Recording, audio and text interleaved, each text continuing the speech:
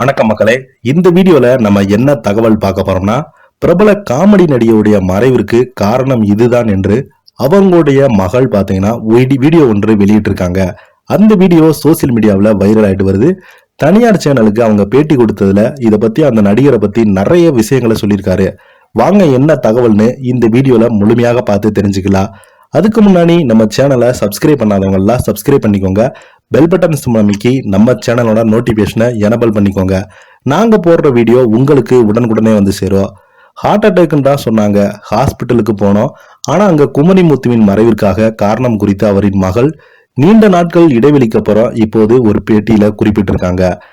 நடிகர் குமரிமுத்துவின் இறப்பிற்கு காரணம் இதுதான் என்று அவருடைய மகள் எலிசபெத் அளித்திருக்கும் பேட்டி தற்போது சோசியல் மீடியாவில் வைரல் ஆகி வருகிறது.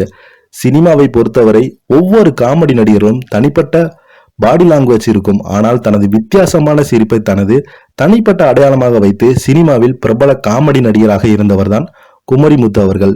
மக்களை சிரிக்க வைக்க காமெடியன்கள் தனது காமெடிகள் மூலம் கஷ்டப்பட்ட நிலையில் வெறும் சிரிப்பை வைத்தே ரசிகர்களை சிரிக்க வைத்த ஒரே நடிகர் என்றால் அது குமரிமுத்து தான் என்று சொன்னால் அது மிகையாகாது. நாகர்கோவில் பிறந்த இவர் கடந்த 1979ஆம் ஆண்டு மகேந்திரன் இயக்கத்தில் வெளியான உதிரி பூக்கள் படத்தில் அறிமுகமானார்.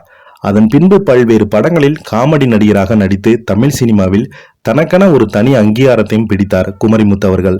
தமிழ் சினிமாவில் சூப்பர் ஸ்டார் ரஜினிகாந்த், கமல் துவங்கிய விஜய், அஜித் வரை பல்வேறு தலைமுறைகள் நடிகரின் படத்தில் நடித்திருக்கிறார் குமரிமுத்து அவர்கள். இறுதியாக விஜய் நடிப்பில் கடந்த 2009ஆம் ஆண்டு வெளியான வில்லு படத்தில் நடித்திருந்தார் குமரிமுத்து. அதன் பின்பு உடல்நலக்குறைவின் காரணமாக சினிமாவில் நடிப்பதை விட்டு நிறுத்திவிட்டார். நடிகர் குமரிமுத்து தனது 75 வயதில் கடந்த பிப்ரவரி மாதம் 29ஆம் தேதி காலமானார். மூச்சு திணறல் காரணமாக மருத்துவமனையில் அனுமதிக்கப்பட்ட குமரிமுத்து தீவிர சிகிச்சை அளிக்கப்பட்டு சிகிச்சை பலனின்றி அவர் உயிரிழந்தார். குமரிமுத்துவின் மறைவிற்கு பல்வேறு திரைப்பட கலைஞர்களும் அஞ்சலி செலுத்தினாங்க.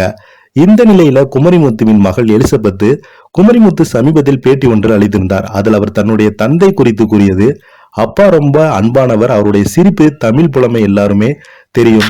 ஆனால் அவருடைய அன்பு குடும்பத்தினருக்கு மட்டும்தான் தெரியும். சென்னைக்கு வந்து அப்பா ரொம்ப கஷ்டப்பட்டாரு. அப்போது அவர் உணவில்லாமல் தங்க இடமல்லாமல் நடைபாதைகள் எல்லாம் படுத்திருப்பார். அதற்கு பிறகுதான் கொஞ்சம் கொஞ்சமாக கஷ்டப்பட்டு அப்பா சினிமாவில் நுழைந்தார். 70 வயது வரை அப்பா சினிமாவில் இருந்தார்.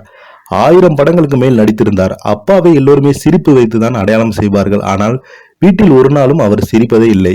சினிமாவில் மட்டும்தான் அவர் அப்படி சிரிப்பார். அது ரொம்ப கஷ்டமான ஒன்றுதான். அப்பாவை எங்களிடம் பலமுறை சொல்லுவார், அடி வயிற்றிலிருந்து சிரிக்க வேண்டும். ஆனால் அவர் பொதுவாக அவ்வாறு சிரிப்பதே கிடையாது.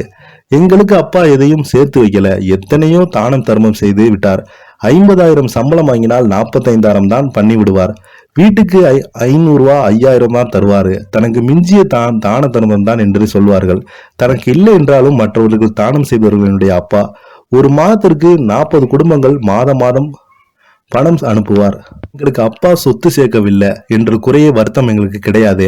ஆனால் அப்பாவிடம் அதிக உதவி வாங்கியவர்கள் அவர் இறப்புக்கு கூட வரல. அப்பாவுக்கு ஹார்ட் அட்டாக் என்று நினைத்துதான் நாங்க மருத்துவமனைக்கு சேர்த்தோம். ஆனால் அதன் பிறகுதான் தெரிந்தது நுரையீரல் தொற்று பாதித்து என்பது தெரிந்தது. சிகிச்சை முடிந்து கவனமாக இருக்க வேண்டும் என்று டாக்டர்கள் சொன்னாங்க. ஆனால் கோவையில் ஊழியம் செய்வதற்காக அவர் டேட் கொடுத்தாங்க. போகிற உயிர் போகத்தான போது அது ஊழியம் செய்து போகட்டுமே என்று சொல்லிவிட்டு தான் அப்பா போனாரு. இறக்க போறேன் என்று தெரிந்து அவர் போனார். கோவை போயிட்டு வந்ததுமே நேரா மருத்துவமனைக்கு சேர்த்தோம். அப்பா 2 நாள்லே இறந்து விட்டார் என்று கண்கலங்கியபடி எலிசபெத் அவங்க கூறியிருக்காங்க. அவங்க கொடுத்த பேட்டி சோசியல் மீடியாவில் வைரல் ஆயிட்டு வருது. நன்றி, வணக்கம்.